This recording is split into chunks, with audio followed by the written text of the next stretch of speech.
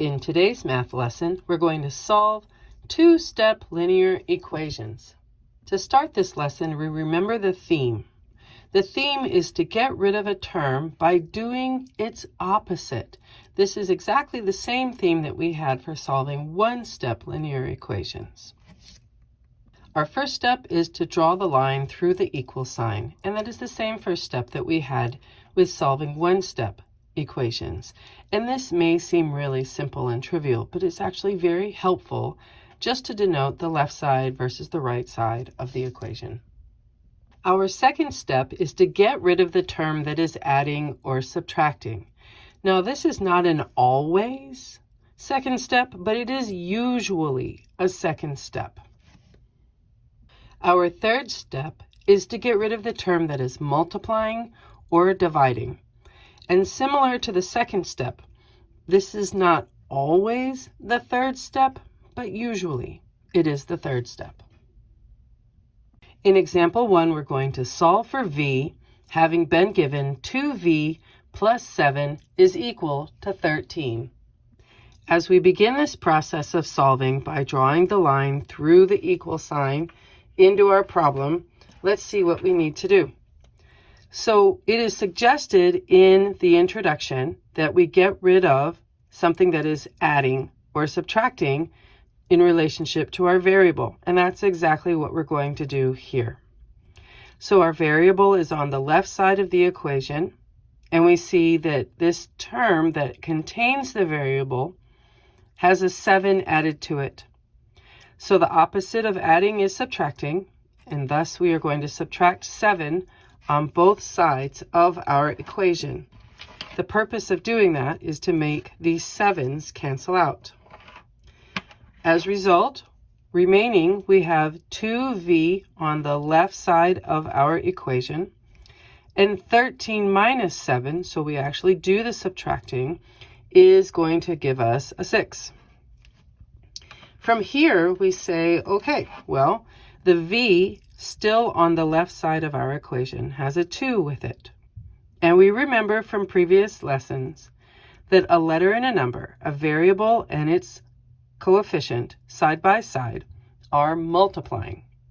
And the opposite of multiplying is dividing. And we show that with a little bar underneath. Oops, that's a 2. Hello. A little bar underneath both terms on the left and the right side of our equation.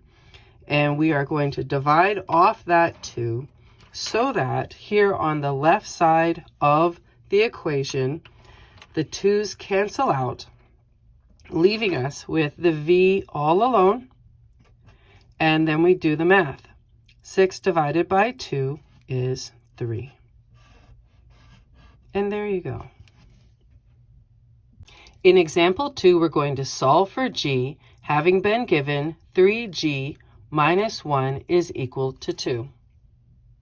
Starting this process, we always draw the line straight through the equal sign so that we can clearly see the difference between the left and right side of our equation. So 3g minus 1 is on the left side of our equation. And we see that our term 3g has a minus 1 immediately after it. And that is what we're going to get rid of first. So the opposite of a subtracting of minus 1 will be adding 1. And what you do on one side of the equation, you have to do to the other. The purpose of doing this is to cause the 1's to cancel out, leaving us with 3g on the left side of the equation, and 2 plus 1 is 3, and that's on the right side of the equation.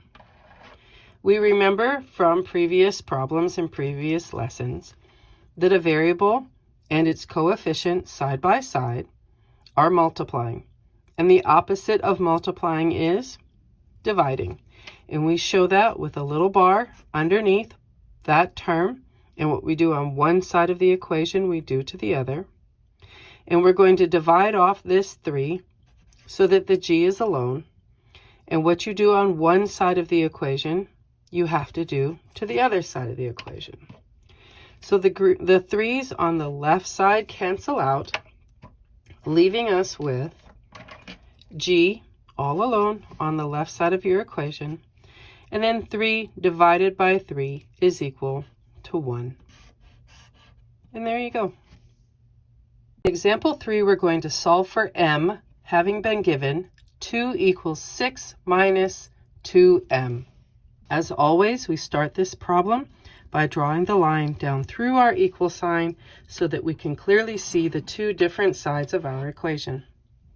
In this problem, we see that m, our variable, is on the right side of the equation. And there's nothing wrong with that, so don't let it throw you off. We are going to begin doing them solving for m with the exact same steps. So we're getting rid of the term that is adding or subtracting to the m. And that would be the 6, as the 2 is right up next to the m. So that is multiplying. The 2 is multiplying. It's the 6 that is being combined with that m by way of adding or subtracting. Now, note, this minus is attached to, belongs to the 2. That's what it goes with. This 6 is positive. So to get rid of this 6, we have to do the opposite of things that are positive, the opposite of things that are adding, by subtracting. So let's subtract 6. And what you do on one side of the equation, you have to do to the other. And this causes our 6's to cancel out as we wanted. We have a negative 2m on the right side of the equation. And 2 minus 6 is negative 4. That is what is currently on the left side of our equation. Let's continue. M has this negative 2 attached to it. A letter and a number side by side are multiplying. The opposite of multiplying is dividing. So we show that by putting a little dividing bar that looks like a fraction on both sides of our equation, because we know that a fraction and dividing are the same thing. And now let's divide off this negative 2 on both sides of your equation. We do that so that these negative 2's will cancel out, leaving negative 4 divided by negative 2, creating a final value of positive 2 equaling m. And there you go. In example 4, we're going to solve for b, having been given negative quantity of b minus negative 6 equaling negative 11.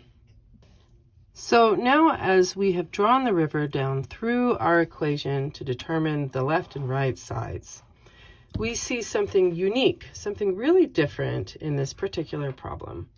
We see that there is a minus and a minus together, side by side, in the center of our parentheses. So this is actually what we have to tackle first. A minus and a minus side by side.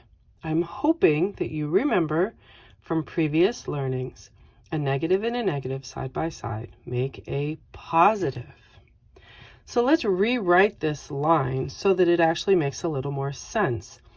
As negative quantity b plus 6, watch your handwriting, make sure that that b and that 6 are distinctively different, equals negative 11.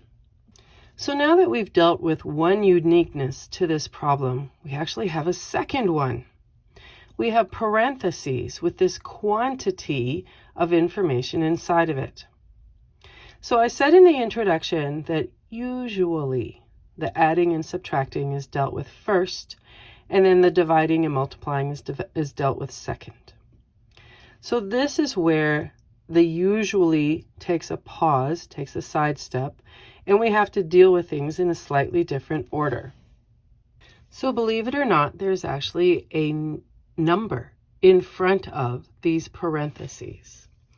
So since there's a negative showing there, that tells us that that is actually an understood negative 1.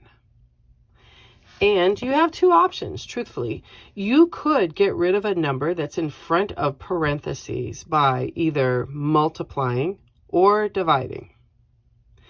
And if you decide to multiply through, distribute through the parentheses, that's just fine. I don't have a problem with that. It might cause you to have another step in the solving process, but that's not a bad thing. You could also divide off a number that's in front of parentheses, provided that the number on the other side of the equal sign, the other side of the equation, is divisible by that number. And that is the route that I am going to choose to take. So, a number pushed up against, right in front of parentheses, is currently multiplying. And the opposite of multiplying is dividing. So we'll show that we are doing a little bit of dividing by putting our dividing bar underneath both sides of our equation, showing that I am dividing off this -1, causing the negative ones on the left side of the equation to cancel out. And that leaving us with b plus 6, watch your handwriting, is equal to -11 divided by -1. Well, a negative divided by a negative is a positive. 11 divided by 1 is 11. So finally, we're almost there to solve for b, getting b alone. We need to get rid of this plus 6. And we do that again by doing the opposite. So the opposite of adding is subtracting. And what you do on one side of your equation, yep, you do it to the other side of your equation. This causes your 6's to cancel out, leaving you with a final value for b of 11 minus 6, which is 5. And there you go. In examples 5 and 6, I intentionally picked problems that look almost identical to each other. In example 5, we're going to solve for t, where t divided by 2 minus 1 is equal to 1. In example 6, we're going to solve for t, where the quantity of t minus 1, all divided by 2, is equal to 1. The purpose of doing this is to show you how the different order of operations creates a very different answer between these two problems. So let's start this together and see how it works.